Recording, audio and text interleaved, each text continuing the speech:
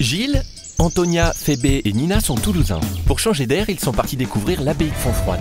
Au programme, visite guidée du patrimoine historique, œnologie, gastronomie et promenade en pleine nature. C'est beau, ouais. Wow, super. Les Corbières, l'abbaye de Fontfroide, superbe. Arrivés dans la cour d'honneur, les 4 Toulousains vont se plonger directement dans l'histoire de l'abbaye. Son histoire, c'est à peu près 9 siècles de présence monastique. Et depuis 1908, c'est un siècle d'histoire familiale, puisque une particularité de Fontfroide, c'est que c'est un monument privé. La deuxième particularité, c'est que le monument est complet. Et le guide commence la visite par le grand réfectoire des Convers, un endroit où se retrouvaient les moines qui exploitaient les terres de l'abbaye.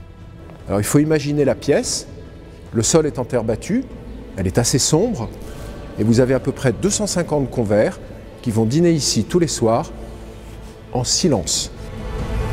Ensuite, les visiteurs vont quitter le monde des Convers pour entrer dans l'univers des moines, le cloître de Fontfroide. C'est l'endroit où les moines, bien sûr, vont prier, c'est leur vocation, mais ils vont aussi se promener, c'est la pièce à vivre. Il faut imaginer que les moines, une fois qu'ils sont rentrés dans l'abbaye, ils ne sortent plus jamais. Et le clou du spectacle, l'église. Ornée de vitraux, elle est le joyau de Fontfroide. On voit très bien le Christ et les 4 évangélistes, et puis derrière, ce Christ en gloire, et tout autour, les 12 signes du zodiaque. Ça fait quand même longtemps que cette abbaye a été construite, donc voir l'état comme ça, c'est majestueux. Autre endroit majestueux, la roseraie. Oh, c'est joli. Le musée Gustave Fayet.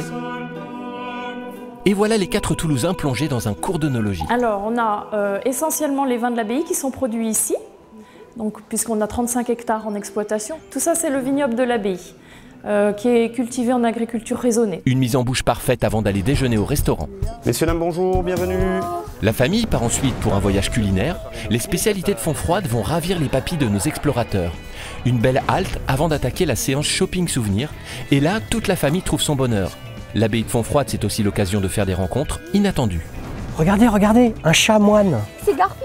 Ah oui, c'est ça. Et c'est reparti pour la visite des différents jardins de l'abbaye. Il y a 2 parcours dans les jardins de terrasse, c'est-à-dire le parcours historique sur lequel vous vous trouvez, avec des jardins thématiques, plusieurs jardins thématiques qui partent du Moyen-Âge jusqu'au jardin à la française. On a un petit peu l'impression d'être en dehors du temps dans lequel on vit tous les jours, ça dépayse totalement. C'est divertissant parce qu'il y a vraiment l'histoire pure avec les vieilles pierres et tout ça. Après on a le jardin un peu plus ludique et puis après la balade dans la nature. En famille, c'est vraiment l'idéal. Tout au long de l'année, l'abbaye de Fontfroide propose aussi de nombreuses manifestations autour des plantes et de la musique. Un beau programme pour les grands et les petits.